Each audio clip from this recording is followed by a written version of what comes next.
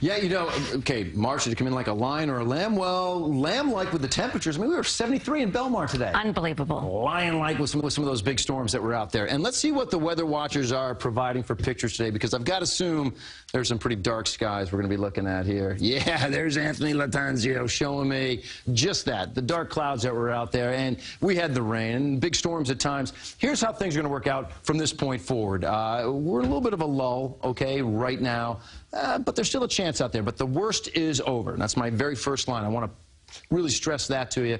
Cold winds will now become the focus, okay? And there's even a chance that those cold winds could usher in some snow showers by the time we get to Friday. So let's go over and start taking some, or making some sense of everything out there, because the winds, we talk about how they're going to become a focus from this point forward.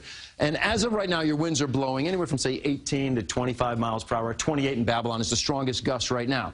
6 o'clock in the morning, you know, a lot of you early risers are getting up and getting started. 6 a.m., a lot of you have wind gusts above 40 miles per hour. That's 6 o'clock in the morning. By the time you get to 4 o'clock in the afternoon, they back down a bit to wind gusts maybe 25 miles per hour or so. But it's just a good example and a good illustration that it's a windy, gusty day all day long. The strongest winds may very well be in the morning. Vortex, satellite, and radar, we're not dealing with anything right now except for some of the cloud cover out there. There's one more chance for some wet weather, and it's this line out around Pittsburgh and just about getting to Punxsutawney. So Phil's going to catch some rain on top of his... well, does he live in a hut? Was he in a little Punxsutawney Phil?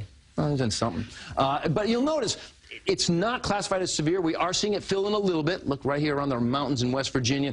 So we do have a rain chance. It's not likely to be severe. It's not an impossibility, but we just don't think it's a sure bet by any means. Bigger picture shows us we're going to have cold air in place, okay, and then it's about this little clipper system out around Billings, Montana, sliding in with that cold air and maybe giving us some snowflakes. How does that work out? Well, let's talk about everything. 11:30 tonight, we talk about how there's one more chance for some wet weather. Here it is. Not everybody getting it, but it's a chance. It's out there. 11:30 tonight. Thursday's a pretty good-looking sunny day, but it's cold, much colder out there, setting up the scene for that little clipper system to push on through the area. It may go south of us. Okay, that's the most recent information. Yesterday, it had it going north of us, and we do have some snowfall predictions. The biggest number, North American mesoscale says anywhere from 1 to 2 inches, okay? Kind of widespread, but 1 to 2 inches, not a very big spread there at all. RPM is saying basically nothing for anybody, maybe a tenth here or there. So we feel pretty confident telling you Friday could see anywhere from a trace to an inch or two.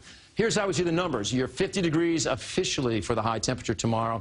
You know what, it may even be more than that because it's 60 some odd right now, but those temperatures are going to drop right after midnight. You'll be 50 or 51 at midnight, dropping during the day. Friday, you're only 40, and Friday you could see those flakes flying around. Saturday, the high is 37, Sunday, 44, but Sunday morning, about 19 degrees to start off your day.